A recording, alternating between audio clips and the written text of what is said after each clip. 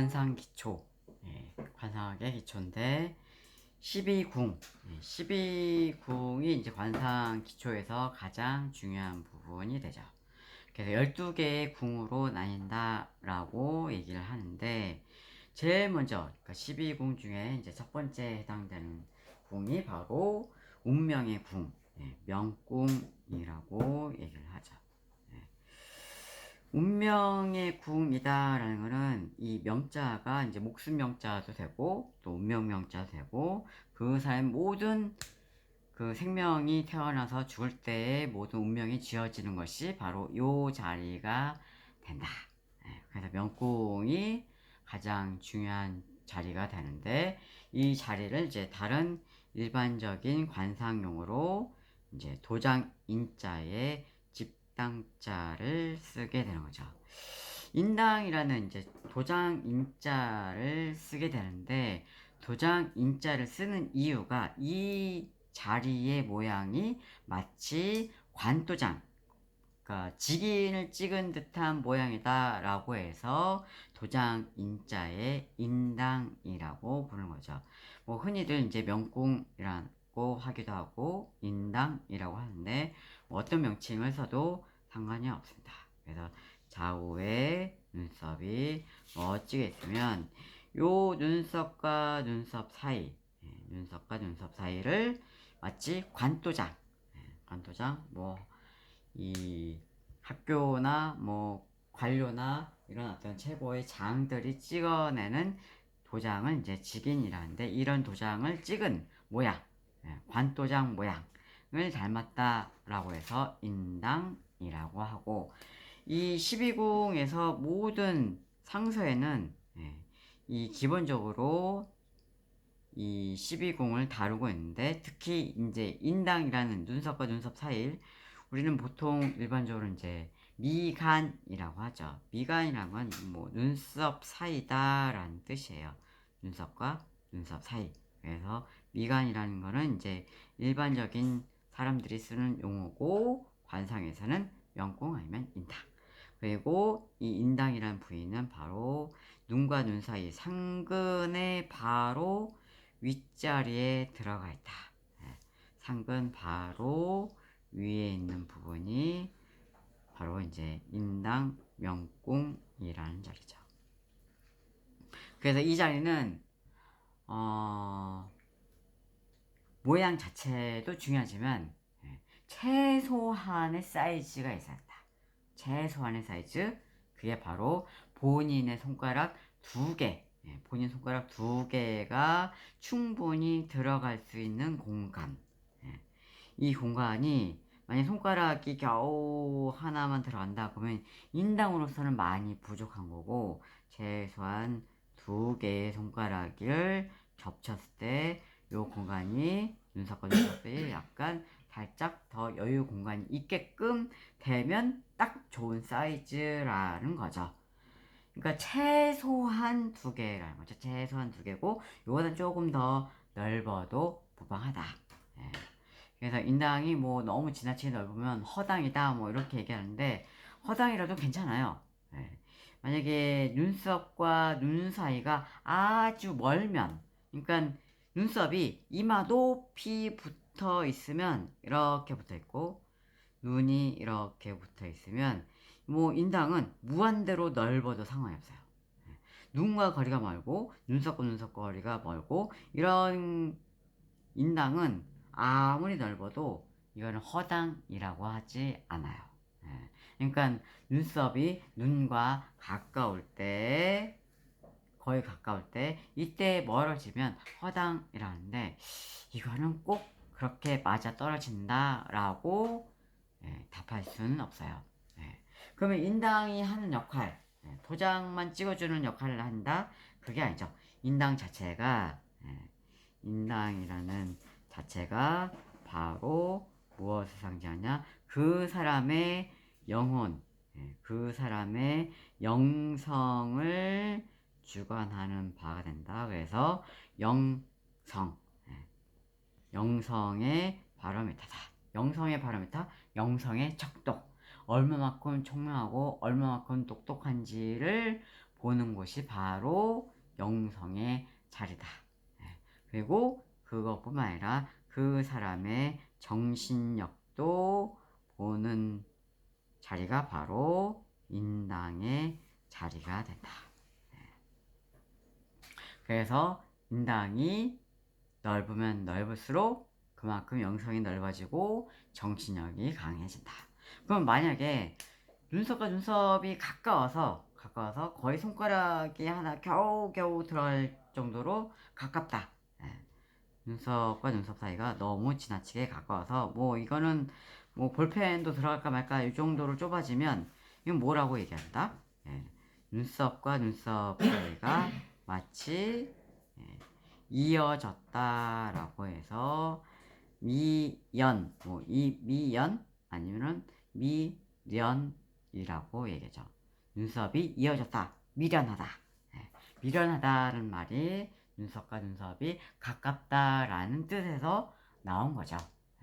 그래서 미련, 곰 같다라고 하는데 곰이 그렇게 미련하진 않죠. 그래서 눈썹이 가깝고 이어져 있으면 그걸 미련하다라고 얘기하고, 미련하다라는 얘기는 결국은 어리석다라는 얘기죠. 그러면 인당이 넓으면 그만큼 지혜로워지는 거고, 반대로 눈썹이 가까워서 미련하게 되면 어리석게 되는 것이 되죠. 그러니까 지혜로우냐 어리석으냐가 바로 인당의 넓이에서 차이가 난다. 그래서 저는 쉽게 얘기해서 인당은 그 사람의 운명을 비춰주는 등대와 같다. 미래를 밝게 해주고 나의 미래를 밝혀주는 바로 등대와 같다. 그래서 이 등대에 깨끗한 거울이, 깨끗한 유리가 깨어져 있어서 이것이 훤히 어떠한 그림자도 없이 깨끗하게 미래를 비춰야 되는데, 만약에 그 거울에, 만약에 그 유리에 때가 타고 눈썹과 눈썹 사이에 눈썹과 눈썹 깨끗해야 되는데, 만약에 때 탄 것이 아주 잔잔한 잔털이 있거나, 아니면 주름이 아주 굵직한 주름이 있거나, 아니면 흉터가 있거나, 어쨌든 이 인당과 인당 사이가 어떠한 형태로든 방해를 받게 되면 그만큼 인생의 운명이 어떻게 된다? 박복해진다. 그래서 이 인당이라는 부위는 마치 거울처럼 깨끗하게, 투명하게, 맑고 깨끗해야, 그래야 그 사람의 영성이 맑다. 그 사람의 정신력이 강하다. 그래서 공부를 잘한다 라고 얘기할 수 있는 거죠. 그래서 인당이라는 부위는 이마의 기운과 더불어서 봤을 때 이마의 기운이 바로 조상의 복록이 되고, 또 좌우 일월각이 바로 부모의 기운이 되고, 또 직장의 상사가 되고, 그리고 본인의 직업이 되고, 이런 형태가 바로 이마라면 그 이마로 갈 수 있는 길이 열려야 된다는 거죠. 그러면 이 인당이 바로 내가 등용되는, 어디에 취업이 되는, 어디에 좋은 직장 상사를 만나고 좋은 부모를 만나고 좋은 조상의 은덕을 받을 수 있는 그 인당이 바로 등용문이 된다. 그래서 등용문이 좁으면 들어가기가 힘들어질 거고, 낙타가 바늘귀에 들어가듯이 힘들어질 거고, 등용문이 활짝 열려 있으면 내가 조상의 음덕과 부모의 혜택과 그리고 직장 상사, 그리고 내 좋은 직업을 가질 수 있게 되는 기본 틀이 된다는 거죠. 그래서 인당이 넓어야 그 사람이 지혜롭다. 그래서 인당이 넓고 넓게 형성되면 그만큼 본인이 세상에 나올 수 있는 출세와 공명을 이룰 수 있는 형태가 된다. 그거에 대한 등용문이 된다. 내가 출세하고 성공하고 명예를 높이는 그 등용문이 바로 인당이 된다. 그래서 인당은 최소한 30세 전체를 관장하게 된다. 1세부터 30세까지를 관장하는 부분이 바로 인당이다. 실질적으로 뭐 유년법이라고 해서 1세부터 100세까지를 유년법이라는데 이마의 전체적인 나이에 비해서 인당은 28세를 담당하고 있지만 이마와 눈썹, 인당 모두 포함해서 1세에서 30세를 상징하고 그 1세 30세 중에서 28세만 적용한 게 아니라 30세 전체, 1세부터 30세 전체를 인당이 담당하고 있다 라고 얘기할 수 있는 거죠. 그래서 인당이 넓어야 그만큼 그 사람의 마음이 넓고 대인이 될 수 있는 거죠. 만약에 인당이 좁으면 소인배가 되고 영웅호골이 될 수가 없게 되는 거죠. 그래서 인당이 좁으면 마음이 좁다. 심포가 좁다. 그래서 늘 노심초사한다. 어떻게 될지 모른다. 내가 스트레스를 너무 지나치게 받아서 안 해야 될 수고롭게 고생하지 않아도 될 노심, 마음을 너무 지나치게 써서 무엇을 초래한다. 없던 일을 만들어내는 초사를 만들게 된다. 그러니까 이유 없이 마음을 써서 일을 끌어들인다 라는 뜻이죠. 그러면 자기 스스로 무엇을 자초지화라고 얘기를 하는 거죠.